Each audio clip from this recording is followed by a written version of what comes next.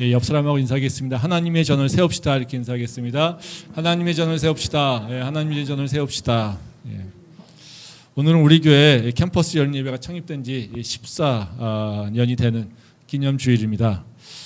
지난 14년을 정말 인도하여 주신 하나님께 감사와 영광을 드리고요. 또 우리 성도 여러분들께 또 감사를 드립니다. 지난 14년을 생각하면 정말 세월이 빠르다라고 하는 것을 저희가 느낍니다. 저희 서은이가, 제 둘째 딸 서은이가 1살 때 시작이 됐는데요. 서은이가 벌써 중3입니다. 그래서 막 고등학교 얘기를 막 하고 있는 때가 됐는데요. 저희 교회를 보면은 그런 생각이 없는데 제 딸을 하고 비교해 보면 참 세월이 오래됐구나라고 하는 생각이 듭니다. 또 어저께 저희 윤호 형제가 저희 단톡방에 그 기념주의를 그 창립 기념주의를 생각하면서 본인의 얘기를 회상을 얘기했는데요. 그거 보면서도 정말 학부생일 때 막 뜨거워가지고 주님 앞에 나와서 기도하고 있었던 윤호를 생각하면, 근데 벌써 이제 결혼도 하고 이제 일본에서 박사과정 마무리 단계에 있는데요. 그거 보면 정말 세월이 너무 빠르지 않나 이런 생각도 듭니다. 또 제가 지난주 주일날은 그 저희 김재룡 목사가 사역하는 대구에 있는 성빈교회에서 제가 중고등부하고 청년부 연합 집회를 제가 인도하고 왔는데요. 그거 보면서 재룡 목사도 우리 교회에서 처음 신앙생활 하면서 정말 어렵고 힘든 일, 또 여러 인생의 그 일들이 있었는데 또 그런 걸 다 지나서 저와 같이 주중에는 학원을 운영하고 또 주말에는 사역자로서 섬기고, 이런 모습 보면서 또 우리 교회가 그냥 헛된 건 아니었구나라고 하는 생각, 그리고 벌써 저렇게 됐구나 이런 생각을 하게 됩니다. 정말 세월이 정말 빠르다라는 거 우리 매일같이는 못 느끼는데, 지나온 것들 또 우리 삶의 모습들이 변화된 것들 보게 되면 언제 그렇게 됐는가 이런 생각이 자꾸 듭니다. 근데 또 창립 14주년을 생각하면서 또 다른 생각도 제가 들었는데요. 시간이 지났는데도 우리 모습은 또 생각보다 그렇게 변하지 않는다라고 하는 그런 단면도 있더라고요. 예. 저희 교회 모습을 봐도 지금은 정말 많이 바뀌었죠. 근데 우리 삶의 문제를 놓고 보면 이렇게 고민하는 게 별 차이가 없는 것 같습니다. 예. 저희 교회 창립할 때도 맨날 교회에 대한 고민이 많았거든요. 우리 교회 어떻게 하지? 앞으로 어떻게 할까? 할 일은 많은데 사람이 없네. 예. 이런 얘기를 되게 많이 했었습니다. 캠퍼스 복음 전하려고 하는데 복음 전하는 게 점점 쉽지 않아지네. 캠퍼스가 점점 더 빡빡해지네. 이런 고민들. 이걸 어떻게 넘어가지? 이걸 우리 교회를 어떻게 홍보하지? 이런 것들을 그때도 고민했었던 것 같습니다. 근데 지금도 별 차이가 없는 것 같습니다. 이 캠퍼스에 복음 전해야 되는데 이거 길이 없네. 이거 어떻게 하지? 홍보를 어떻게 하지? 이거 코로나 때문에 이것도 어떻게 학생들을 만나지? 이런 생각들. 예. 또 교회 내부적으로도 할 일은 많은데 사람이 없네. 예. 일꾼이 없네. 일꾼 좀 보내주세요라고 기도하는 게 14년 동안 별 차이가 없이 동일한 것 같습니다. 이런 생각을 하면서 이런 게 사역인가 보다, 또 이런 게 우리의 삶인가 보다, 문제가 끊임없이 계속해서 뭔가 비슷한 문제들이 반복되는 그런 게 우리의 인생 아니면 또 우리의 삶이 아닐까 이런 생각을 한다는 거죠. 그러면서 정말 한편에서는 세월이 너무 빨리 지나간다라고 하는 생각들이 있었고요. 또 다른 한편에서는 세월이 아니 지나가도 우리 삶의 문제는 별 차이가 없네. 이런 두 개, 이 충돌되는 생각이거든요. 그래서 어느 게 맞는 건지 모르겠지만요. 그런 생각 속에서 사실 고민이 좀 더 깊어지더라고요. 예. 시간이 빨리 지나서 모든 문제가 해결된다라면 우리 삶을 그냥 시간에 맡겨버리면 되거든요. 그렇잖아요. 우리 삶에 문제가 있으면 그 문제 너무 복잡하게 생각하지 말고 그냥 놔둬버리면 시간이 지나가서 자동적으로 해결될 수 있는 그런 특성이 있지 않겠습니까? 근데 또 보니까 다른 한편에서 보면 문제는 시간이 지나가도 해결이 안 된다라는 거예요. 끊임없이 그 문제가 또는 또 비슷한 문제가 반복되고 있다는 거죠. 그러면 이런 상황을 우리가 어떻게 살아야 될까? 사실 창립 14주년을 기념하면서 저는 이 부분에 대한 고민이 참 많았었습니다. 그래서 제 생각에는 문제라고 하는 거는 자꾸 피하지 말고 어쨌든 해결하려고 해야 된다. 그 문제에 대한 답을 찾으려고 노력해야 된다. 이런 생각을 참 많이 했었습니다. 뭐 우리 교회도 여러 가지 어려움이 있지만 그 순간순간 문제를 해결해 왔고요. 그래서 지금 어떤 우리가 열매를 맺었던 것을 볼 수 있고요. 또 그 사이에서도 계속해서 어려움이 있었지만 그 어려움 가운데서도 또 우리는 하나님 주시는 은혜를 통해서 시간이 지나가면서 문제가 해결된 것도 있었고요. 뭐 그렇습니다. 우리 삶도 마찬가지일 거라는 거죠. 우리 삶도 어려움이 있고요. 답답함이 있고요. 그 문제를 빨리 그냥 피해버리고 빨리 끝났으면 좋겠지만 그것도 시간이 흘러가면서 우리는 그 문제를 또 접근해가고 해결해가야 되는 그런 부분이 있다는 겁니다. 이런 상황을 어떻게 해결하고 가야 될까? 사실 오늘 저희가 생각하는 질문입니다. 세상이 우리의 문제가 그냥 흘러만 간다라면, 세월이 흘러간다듯이 해결된다면 우리는 고민할 게 없지만요. 우리의 문제는 그대로 있다는 것이 우리 삶이 직면한 문제라는 거죠. 그리고 고민하다 보니까요. 그런 생각을 했습니다. 이걸 어떻게 해결할까? 정답이 있는 것 같습니다. 세월이 흘러가도 변화되지 않는 문제가 있다. 그 문제를 해결하는 방법은 세월이 흘러가도 변화하지 않는 답을 찾아내면 된다는 거죠. 오늘 우리 김나혜 선생님 찬양하는 그 가사 중에 보면요. 우리 인생이 잘 이해되지 않아도 뭐라고 합니까? 그냥 붙잡고 가면 된답니다. 뭘요? 십자가를 붙잡고 가면 된답니다. 사실 우리에게도 그런 말씀이 있다는 거죠. 우리 인생이 세월이 따라서 계속 변화하면서 또 계속 문제가 있는 것 같지만 그 문제가 계속해서 반복되고 또 그 문제가 끊임없이 해결돼야 되는 것이 있다라고 한다면 우리는 그 모든 문제를 피하는 것이 아니라 그 모든 문제를 다 관통해서 해결할 수 있는 바로 그 정답을 붙잡고 가야 된다는 겁니다. 그게 우리가 세월을 흘러가지 않고 또 세월이 흘러가는 거에 맡기지 않고 그리고 우리가 지금 당면한 문제를 해결할 수 있는 바로 키라는 것이죠. 그건 다른 것이 아니라요. 바로 하나님을 의지하고 가는 겁니다. 하나님의 약속의 말씀을 믿고 가는 거라는 겁니다. 말씀 한번 보겠는데요. 출애굽기 19장 5절부터 6절 말씀입니다. 세계가 다 내게 속하였나니 너희가 내 말을 잘 듣고 내 언약을 지키면 너희는 모든 민족 중에서 내 소유가 되겠고 너희가 내게 대하여 제사장 나라가 되며 거룩한 백성이 되리라. 너는 이 말을 이스라엘 자손에게 전할지니라. 아멘. 우리 한 장 더 보겠습니다. 신명기 8장 1절 말씀입니다. 내가 오늘 명하는 모든 명령을 너희는 지켜 행하라. 그리하면 너희가 살고 번성하고 여호와께서 너희의 조상들에게 맹세하신 땅에 들어가서 그것을 차지하리라. 출애굽기 말씀과 신명기 말씀은 사실 모세를 통해서 주신 말씀이니까 사실 같습니다. 근데 하나만 더 보도록 하겠습니다. 느헤미야 1장 9절 말씀입니다. 만일 내게로 돌아와 내 계명을 지켜 행하면 너희 쫓긴 자가 하늘 끝에 있을지라도 내가 거기서부터 그들을 모아 내 이름을 두려고 택한 곳에 돌아오게 하리라 하신 말씀을 이제 청하건대 기억하옵소서. 이 세 개의 말씀은 다 동일하게 바로 우리의 삶의 문제를 어떻게 해결할 것인가에 대한 얘기입니다. 즉 우리가 어떻게 살아갈 것인가에 대한 얘기를 하고 있습니다. 시간이 지나가도 계속해서 성경은 동일한 말씀을 얘기하고 있습니다. 하나님이 우리에게 말씀하신 그 해결 방법은 뭐냐면요. 하나님의 말씀을 잘 지켜 행하면 우리의 삶이 번성하고 형통한다는 겁니다. 바로 그 출애굽기와 신명기 말씀 속에서 너희가 뭘 해야 되냐? 너희한테 하나님의 계명이 있다. 그 계명을 잘 지켜 행하면 너희가 복을 받게 될 것이야. 그리고 하나님의 나라의 백성이 될 것이야. 이렇게 얘기합니다.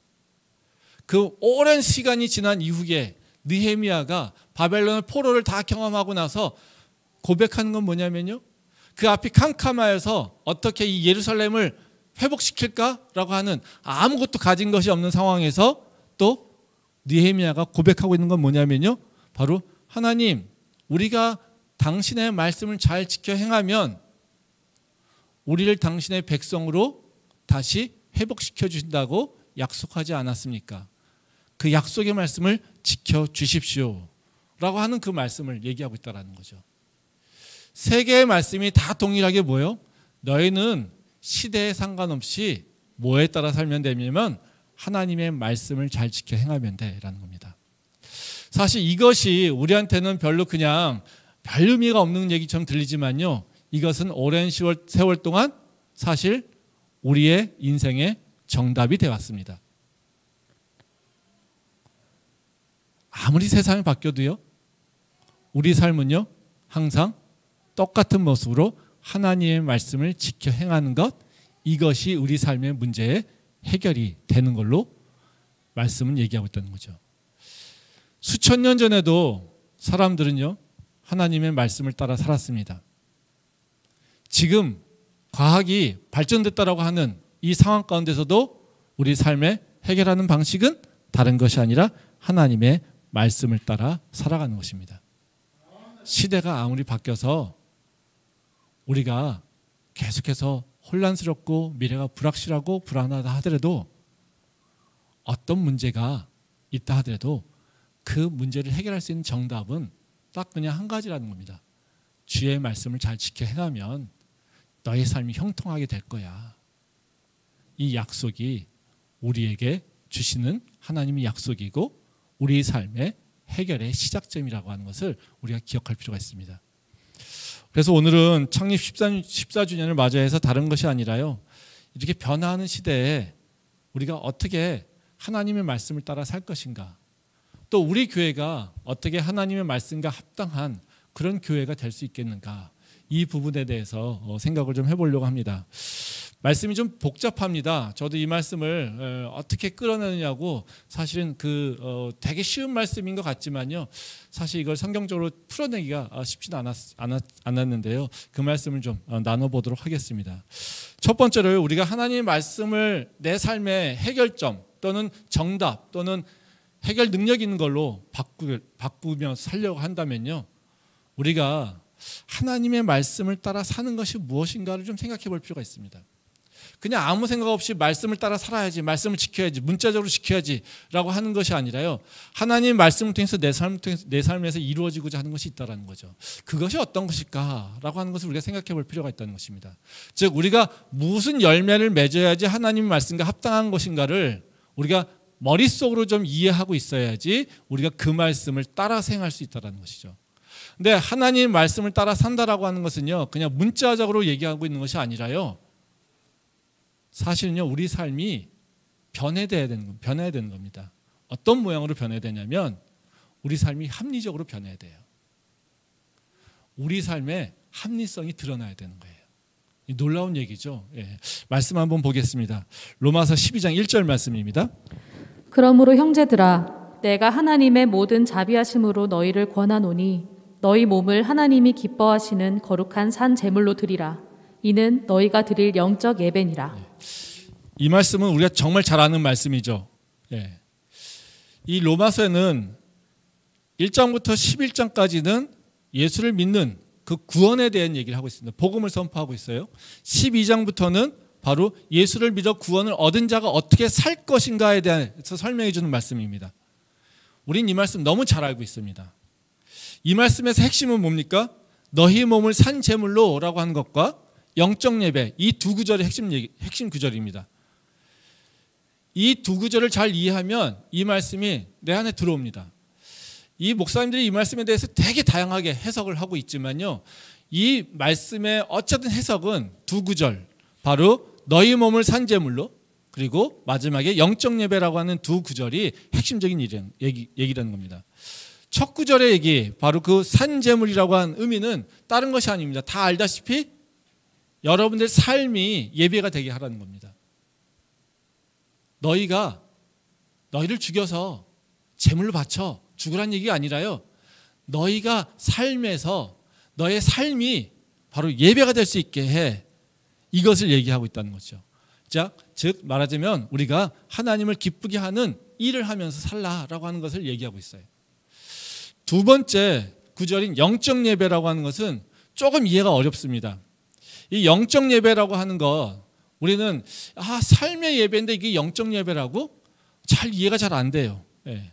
근데 이 영적이라고 하는 의미 때문에 우리가 갖고 있는 선입견 때문에 그렇습니다. 영적이라고 하면 우리는 뭘 생각합니까? 기도하고 말씀 보고 뭔가 찬양하고 이런 거랑 연결돼야 돼요. 그래서 우리는 삶의 이 영적 예배를 얘기하니까요. 뭘 얘기합니까? 삶의 현장에서 예배 드리는 거.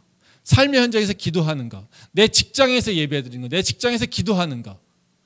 내 삶에서 말씀을 선포하는 거. 뭐 이렇게 이해를 하는 경우가 참 많아요. 그게 틀리진 않을 수 있어요. 그게 어떤 하나의 형태로 나올 수가 있습니다.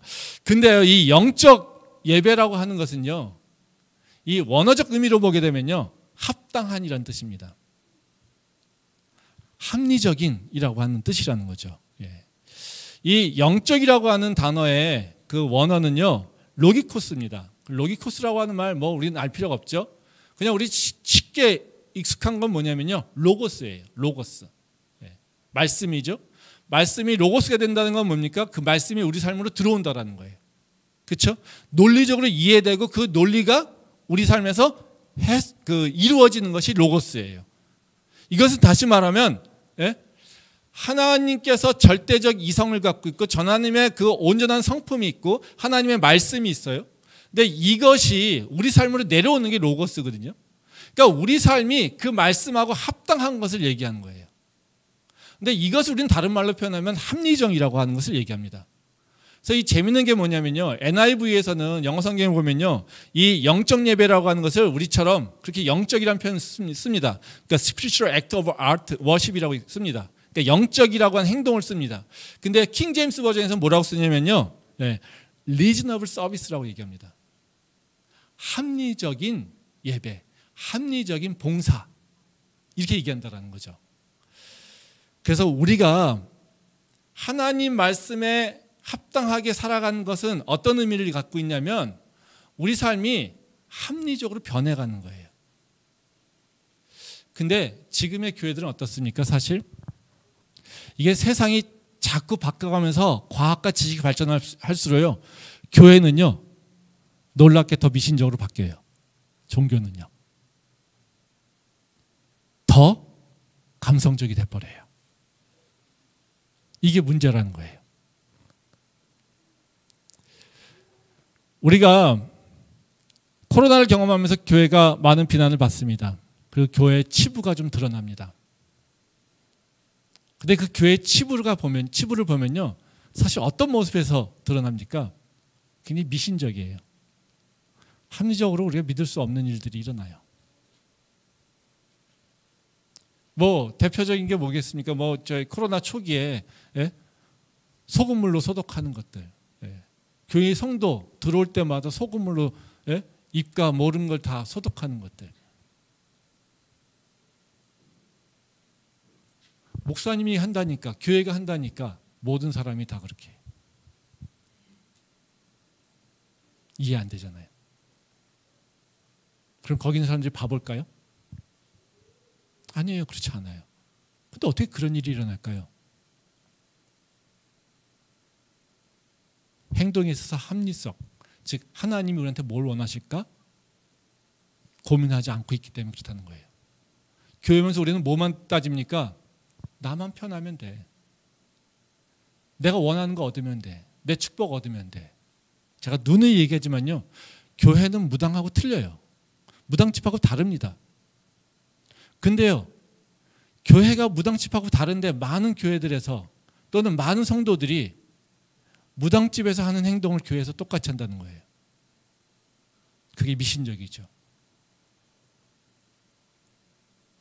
비이성적으로 듣고, 그 비이성적이지만 우리는 하나님의 초월적 권능하심을 알고 있기에 우리는 그것만 만족시켜서 내 것을 채우면 돼요. 이게 지금의 모습이에요. 그러니까 재밌는 건 뭐냐면요, 그러니까 점점 더 교회들이 어떻게 해요? 미신적 또는 감성적, 이 모습으로 바뀌어갑니다. 그래서 우리가 합리적인 말씀보다는요, 사실 우리는 자꾸 하나님 말씀과 벗어나는 경우가 참 많다라는 거죠.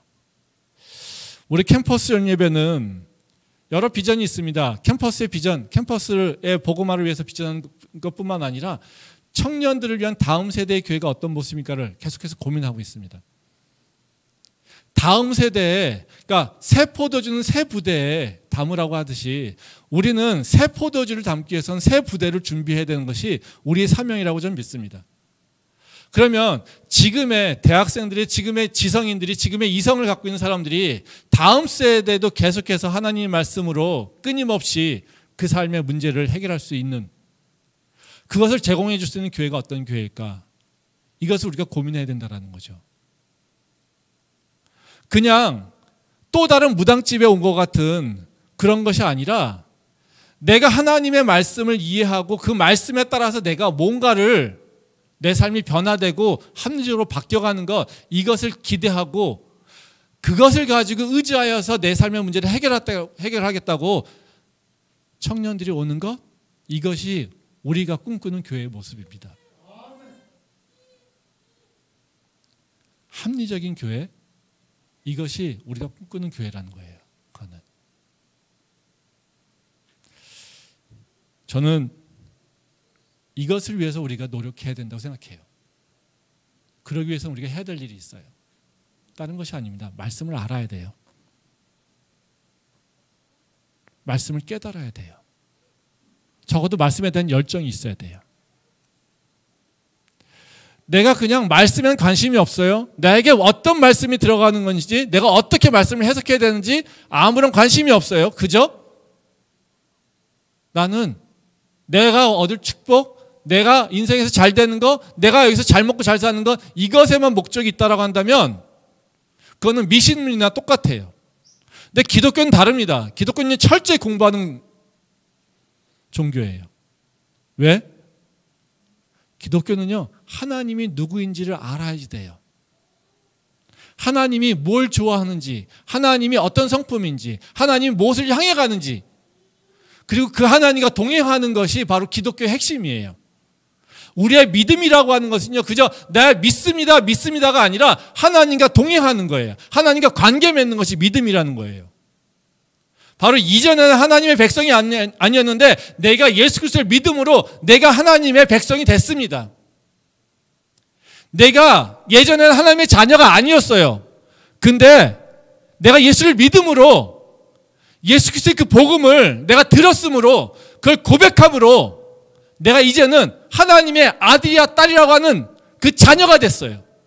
즉 관계없던 자에서, 버림받았던 자에서 이제는 하나님과 관계 맺는 자로 바뀐다라는 거예요. 그 관계를 건강하게 가기 위해서는요, 핵심은요, 말씀을 배워야 돼요. 그 하나님이 누군지를 알아야 된다는 거예요. 내가 교회를 다니지만 말씀에 대한 열정이 없어요? 말씀을 사모하는 마음이 없어요? 내가 말씀을 배우려고 하는 생각이 없어요? 나는요, 세상 누가 뭐라고 해도 합리적인 사람이 아니에요. 적어도 하나님 말씀과 부합한 사람은 아니에요. 전혀 우리 교회가 창립기념주일에 그저 감사합니다라고 하는 것이 아니라 전 믿음의 결단이 있으면 좋겠습니다. 하나님, 이제 내가 다시 주님 앞에 서기를 원합니다. 이 믿음의 고백이 있으면 좋겠어요.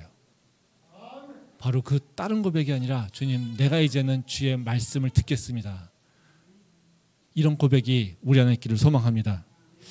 두 번째로요, 근데 이 합리적인 삶의 예배, 이게 좀 어렵습니다. 이것도 그 실천 방법이 좀 필요한 거죠. 구체적으로 어떻게 해야 되는가, 이것을 좀 우리가 해야지 실천할 수 있지 않겠습니까? 근데 이게 우리의 삶이 합리적인 예배로 나가기 위해선 우리가 해야 될 일이 있어요. 두 가지입니다. 하나는요, 우리 삶을 좀 쪼개야 돼요. 우리 삶을 통으로 이해하는 것이 아니라 쪼개서 이해를 해야 되고요. 그리고 쪼개진 것에 다시 질서를 부여해야 돼요. 이 두 가지입니다. 다시 말하면 우리 삶을 쪼개고요. 그리고 거기에 다시 질서를 부여하는 것이 우리가 해야 될 일이에요. 말씀 보겠습니다. 로마서 12장 3절부터 8절 말씀입니다. 내게 주신 은혜로 말미암아 너희 각 사람에게 말하노니 마땅히 생각할 그 이상의 생각을 품지 말고 오직 하나님께서 각 사람에게 나누어 주신 믿음의 분량대로 지혜롭게 생각하라. 우리가 한 몸에 많은 지체를 가졌으나 모든 지체가 같은 기능을 가진 것이 아니니 이와 같이 우리 많은 사람이 그리스도 안에서 한 몸이 되어 서로 지체가 되었느니라. 우리에게 주신 은혜대로 받은 은사가 각각 다르니 혹 예언이면 믿음의 분수대로, 혹 섬기는 일이면 섬기는 일로, 혹 가르치는 자면 가르치는 일로, 혹 위로하는 자면 위로하는 일로, 구제하는 자는 성실함으로, 다스리는 자는 부지런함으로, 긍휼을 베푸는 자는 즐거움으로 할 것이니라. 네, 아멘. 이 로마서 12장의 1절과 2절에서는 원칙적으로 영적 예배를 드리라고 얘기합니다. 그리고 3절부터 13절까지는요, 어떻게 하면 영적 예배를 드릴 것인가에 대한 구체적인 설명이 나와요. 근데 교회 차원에서 얘기를 하고 있어요. 교회 차원에서 실전적으로 어떻게 할 것인가를 얘기하고 있어요. 근데 이 로마서 12장 3절부터 13절까지 말씀에서 보면요, 핵심적인 구절이 있습니다. 세 가지가 있어요. 하나는요, 은혜대로, 그 다음에 분량대로, 그 다음에 하나됨이에요. 즉 우리가 실천됨 속에서는요, 우리가 분명하게 일어나야 되는 것이 은혜대로를 인정해야 돼요. 또 분량대로 행동해야 돼요. 근데 결국에는요, 이것이 하나됨을 이뤄요. 이것이 바로 하나님께서 얘기하는 바로 합리적인 삶의 예배를 만들어가는 거라는 거예요.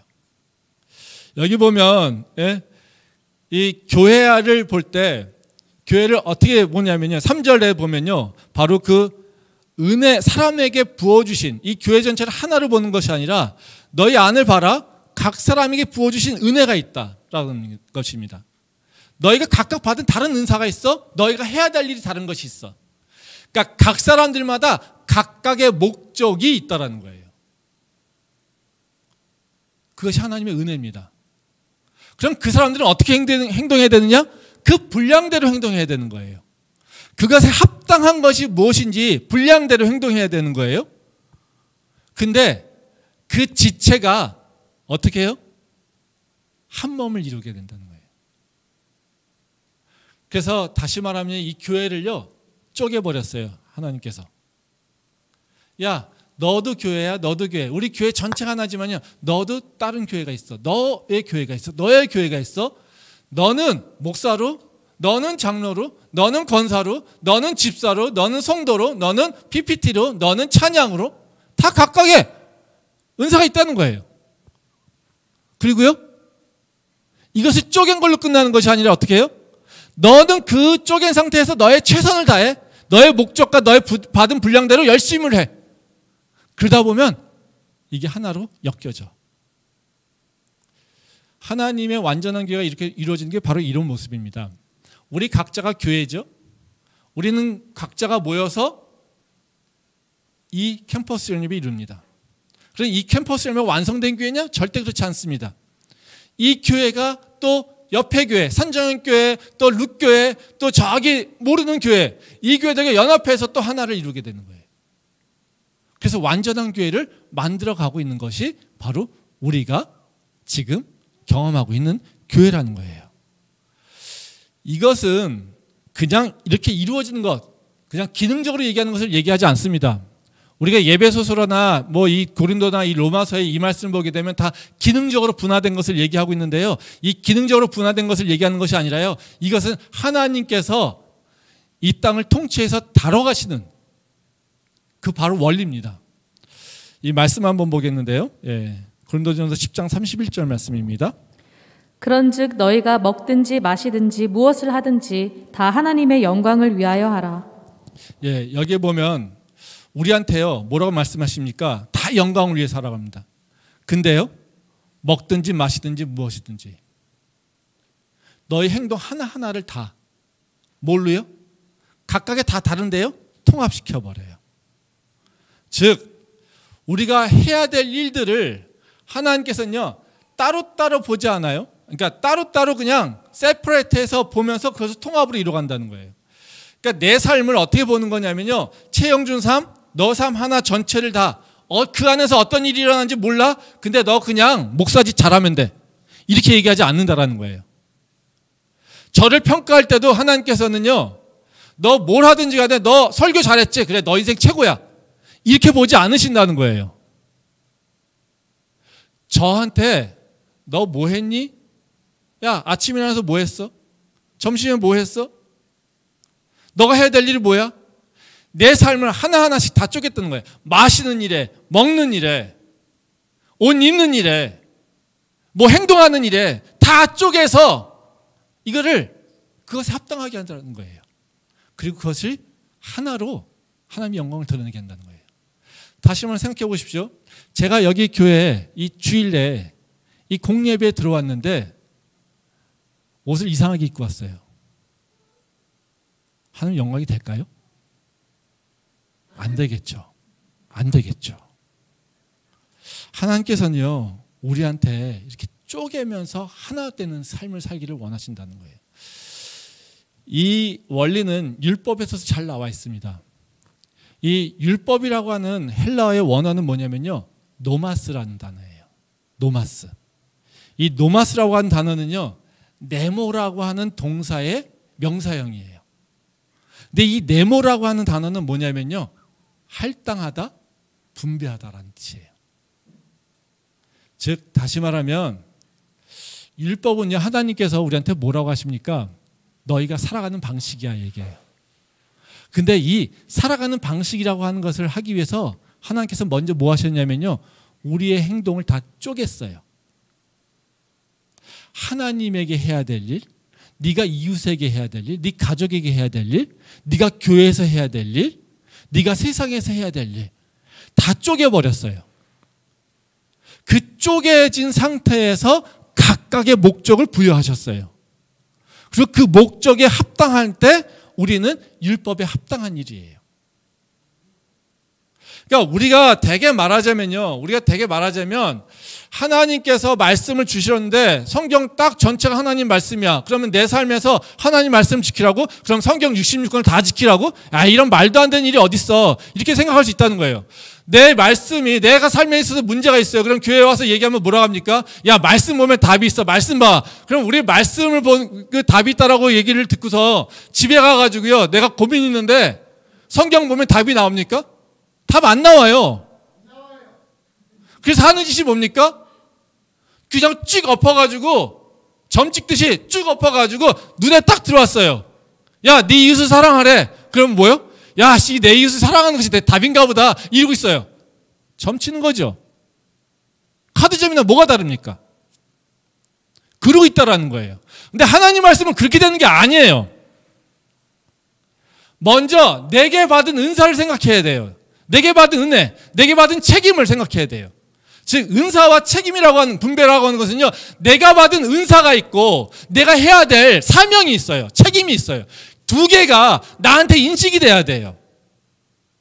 내가 어떤 삶의 문제에 있어서도요, 먼저 딱 인식해야 되는 건 뭐냐면요, 내가 해야 될 일이 뭐지? 내가 할 수 있는 일이 뭐지? 이것이 분명하게 인식돼야 돼요. 그게 먼저 규명돼야 된다는 거예요.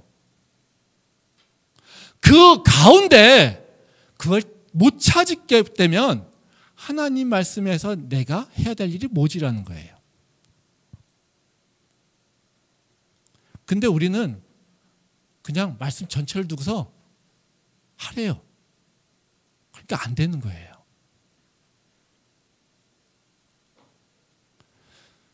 우리가 삶에 있어서도요, 각각의 삶에 있어서 내 삶을 다 하나님께서 분할해 놓으셨어요. 저한테는요, 일부분 목사로, 일부분 교수로, 일부분은 제 가장으로서, 또 일부분 다른 데 활동하는 데서의 부분으로. 그러면 그 각각에서 저는 활동하는 게 다 달라요. 교수로서의 내 책임과 내가 해야 될 일들이 있고요, 목사로서 해야 될 일이 있고요, 내가 가장으로 해야 될 일이 있고요.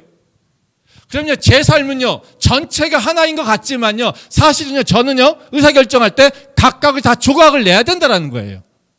그러면 그 각각의 분량에 맞춰서 내가 목사로서 해야 될 일이 무엇인지, 교수로서 해야 될 일이 무엇인지, 가장으로서 해야 될 일이 무엇인지, 내가 어떤 사람 관계 속에서 어떻게 행동해야 될지, 내가 받은 은사가 무엇인지, 내가 받은 분량이 무엇인지, 그것이 내 안에 들어와야 돼요.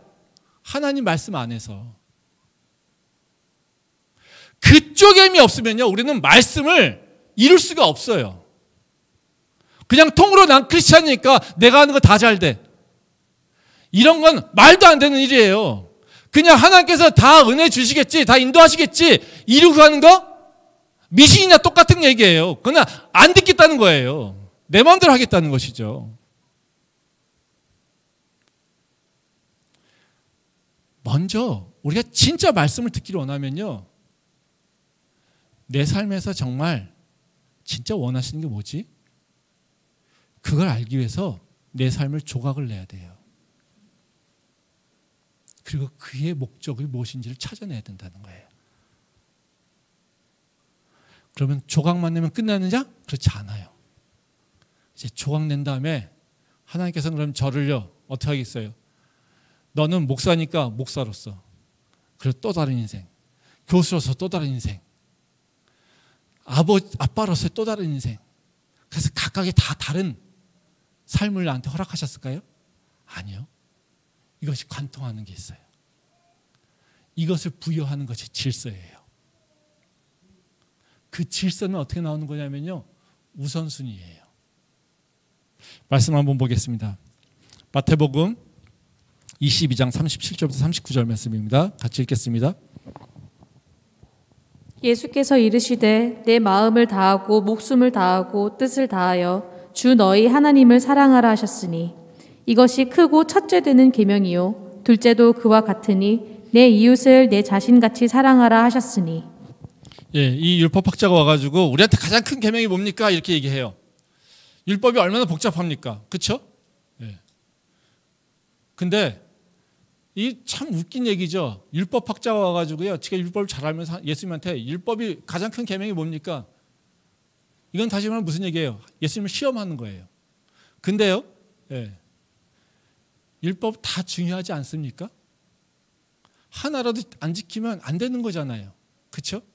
그 중에 가장 우선적인 게 뭐가 있겠어요? 이 질문 자체가 되게 어려운 거예요. 근데요, 예수님께서 이걸 대답을 하세요. 첫째는 하나님 사랑이야. 둘째는 이웃 사랑이야. 이게 뭐예요? 가장 상위예요. 그러면 똑같죠? 이것을 어떻게 이루지? 각 사람들마다의 모습이 있어요. 그럼 각 사람마다의 그 상경을 쪼개는 거예요. 쪼개고. 근데 이것을 전체를 다 관통해서 질서 있게 유지가 되면 뭐가요? 알 수가 있어요. 뭐가 가장 중요한 건지, 가장 상위 것이 뭔지. 그래서 하나님께서는, 예수님께서는요, 지금요, 율법을 우리 삶에 맞춰서 질서를 정해 놓으신 거예요. 첫째는 하나님 사랑, 둘째는 바로 똑같이 이웃 사랑. 이것을 얘기하고 있다는 것이죠. 우리 삶에서 지켜야 될 것들, 이것들도 이렇게 쪼갠 다음에 질서가 있어야 돼요. 말씀 한번 보겠습니다. 호세아 6장 6절입니다. 나는 인애를 원하고 제사를 원하지 아니하며 번제보다 하나님을 아는 것을 원하노라. 여기서도 똑같이 하나님께서 뭐라고 하십니까? 너희가 제사도 지내, 너희가 세상에서의 삶도 원해. 근데 너희는 문제가 뭐냐면 이것이 연결이 안 돼 있어. 제사를 지내는데 너희는 세상에서 아주 인색해, 아주 독해. 인애가 없어, 자비가 없어, 긍휼함이 없어. 이겁니다. 그래서 내가 원하는 건 다른 것이 아니라 제사보다 인애, 너의 삶이 바뀌는 걸 원해. 지금 하나님께서 뭐를 얘기하고 있어요? 쪼갠 얘기를 하고 있어요. 너의 삶을 종교적의 삶과 또 세상의 삶.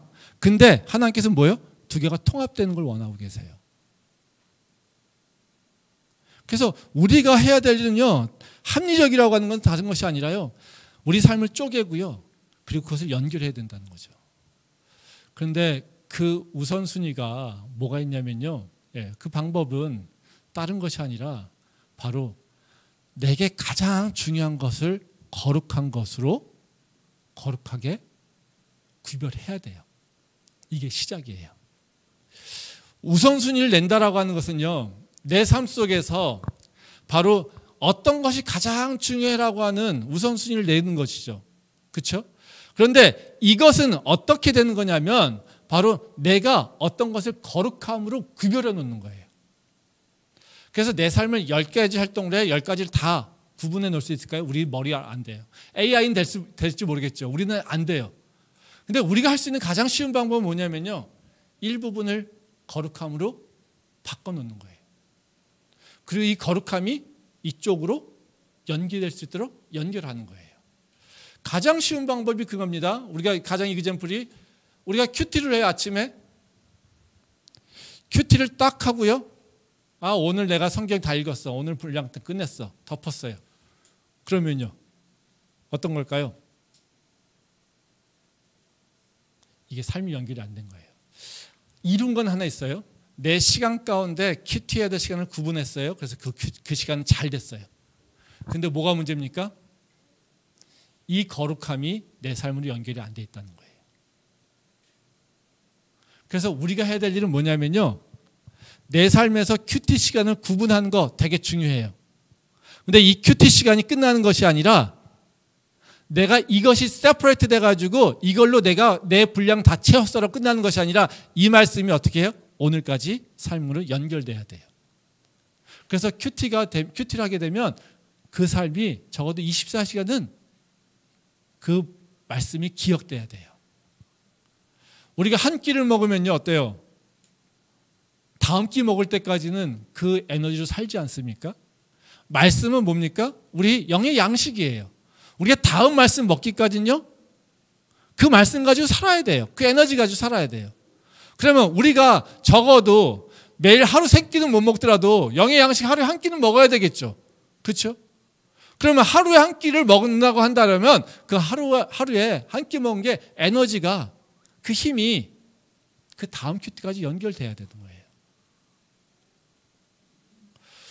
우리 삶에 이것이 거룩한 것에 내가 어느 활동이 거룩하다는 건 아닙니다. 내가 거룩하게 우선적으로 구분한 거를 얘기하는 거예요. 그 거룩한 것을 구분하지 않으면 내 삶은 질서가 없어집니다. 저도 이 고민을 그냥 하루 이틀 한 것이 아니라요, 이 교육관, 우리 시냇나무를 어떻게 활용할까, 어떻게 써야 하나님께서 기뻐할까라고 하는 고민을 되게 많이 했어요. 어떻게 하면 이것을 정말 하나님께서 기뻐하시는 공간으로 할 수 있을까? 이거 보면요, 여기 보면 다양한 활동을 할 수 있어요. 카페이기도 하고요, 예배드리기도 하고요, 교제할 수도 있고요, 음식을 먹을 수도 있고요, 다 할 수가 있어요. 그럼 생각해 보세요. 우리가 하나님을 위해서 여기서 모임을 해요. 이거는 하나님의 합당한 방법을 사는 거예요. 내가 하나님께서 주신 비전을 위해서 이곳에 와서 공부를 해요. 그러면 하나님의 방법으로 사는 거예요. 그렇죠? 우리가 학생들을 위해서 이거 무료로 개방했어요. 선교를 해서 개방했어요. 그러면 이 공간을 선교의 목적으로 하나님의 영광을 위해서 사용하고 있는 거예요. 그렇죠? 우린 다 할 수 있어요. 근데 문제는요, 다 할 수 있는 건요, 다 못하는 거나 똑같아요. 정체성이 없다는 거예요. 그러면 이곳에서 24시간이 있다라면 24시간에서 우리가 거룩한 시간을 구별해야 돼요. 그게 우선적으로 이 공간이 활용돼야 되는 우선순위가 세워져야 돼요. 그리고 그것이 우리한테 동의돼야 되고 그것을 위해서 우리가 활동을 해야 돼요. 저는 이것이 다른 것이 아니라 이것이 오는 사람들마다 하나님의 영이 충만하기를 원해 라고 한다면 우린 이것이 뭐가 돼야 됩니까? 성령이 충만한 공간이 돼야 돼요. 그러면 이것이 거룩하게 구별되는 시간이 필요하다는 거예요. 그러면 일정 시간이 거룩한 시간으로 구별돼요? 그럼 나머지 시간은요? 그 거룩함이 연결되면 돼요. 그럼 자연스럽게 이 공간이 바로 하나님의 영광을 위해서 쓰일 수 있는 공간이 된다는 거예요. 제가 우리 교회가 이번 목표가 하나님이 전을 세우자입니다. 두 가지 의미가 있습니다. 우리 안에 성전을 세우자라는 것도 있고요. 또 다른 하나는요, 우리 교회 차원에서 이것이 정말 하나님의 전이 되도록 하자라는 거예요. 하나님이 전이 되도록 하자? 어떻게 할 수 있을까? 여기에 쓸 수 있는 시간을요, 거룩한 시간을 구별해 놓으면 됩니다. 이 시간만큼은 영적 활동을 위해서, 이 시간만큼은 하나님을 찬양하고 하나님을 기쁘게 하는 것을 위해서. 그것이 이루어진다며요. 그 다음에요, 이웃에게 나눠주는 거예요. 그게 뭡니까? 너희가 먼저 하나님의 나라와 그의 의를 구해. 너희가 먼저 하나님을 사랑해. 그리고 두 번째로 너희가 이웃을 사랑해. 이것이 같이 묶여서 가지만요, 이것이 동전의 앞면과 뒷면과 같은 것이지만요, 동전의 앞면이 무엇이야 라고 하는 것이 정의되어 있지 않으면 동전의 뒷면이 뭔지도 모른다라는 거예요. 이것이 하나님의 전이 된다라고 하면 언제가 하나님의 전이야? 언제가 하나님을 위해서 쓰는 거야? 언제가 하나님과 직접적으로 연결되어 있는 거야? 라고 하는 것이 정의되었을 때 즉 다음에 이웃을 사랑하는 것이 뭔지를, 선교하는 것이 무엇인지를, 캠퍼스를 위해서 뭐 하는 것인지를 우리가 정의할 수 있다는 거예요. 근데 하나님을 위해서 하는 것이 무엇인지 정의가 되지 않은 상태에서 이 공간은 그냥 아무것도 아닌 공간이 돼버린다는 거예요. 우리 삶도 마찬가지입니다. 우리가 왜 주일날 예배해야 되고요? 우리가 왜 매 시간마다 예배해야 됩니까? 하루에 시간을 내어서 왜 예배해야 되고 하루 시간을 내어서 기도해야 됩니까?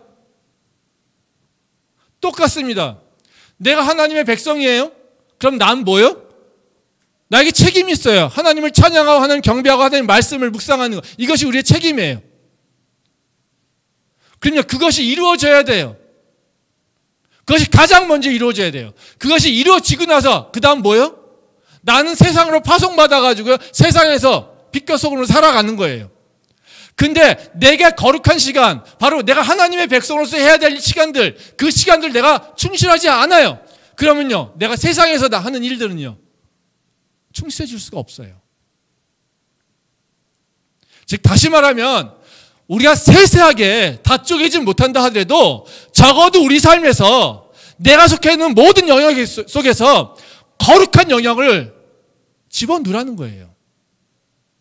그러면 그 거룩함이 나머지 삶을 다 지배할 수 있게 된다는 거예요.